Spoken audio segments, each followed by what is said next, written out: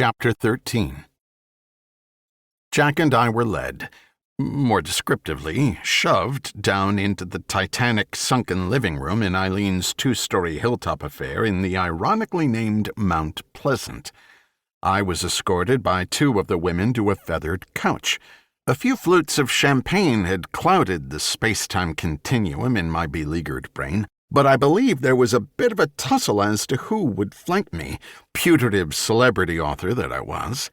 In the end, Nadine, with the blue ruffled dress, and the fake Russian Sonia prevailed, their thighs pressed against me, creating a vice in which I was claustrophobically clamped tight, primed for the plucking. Other cougars had kicked off their heels and were sprawled loose-limbed on the remaining furniture. Hippie Susan sat cross-legged on the floor as if yoga and meditation were on the schedule, but only she had paid attention.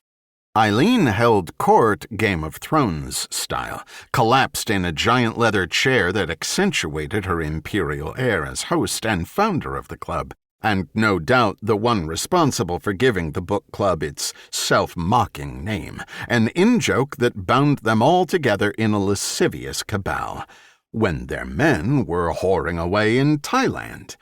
Jack had collapsed in a matching chair with a fawning Olivia, the actress Mankay, sitting on the floor leaning against his side, one creeping hand climbing his knee like a drugged tarantula.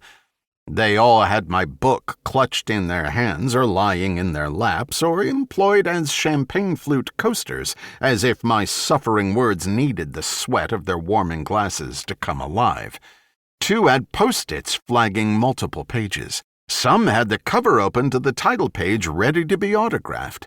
Flaming redhead Robin had her copy tossed aside like a sartorial accessory. "Are we ready to begin?" Eileen addressed the cougars of Christchurch Book Club as Jack and I stared nonplussed at this surreal nadir our lives had descended to, ironically at the highest point, Hannah had informed us, in all of Christchurch. "More bubbles," spluttered Ava, her face now as red as Robin's hair.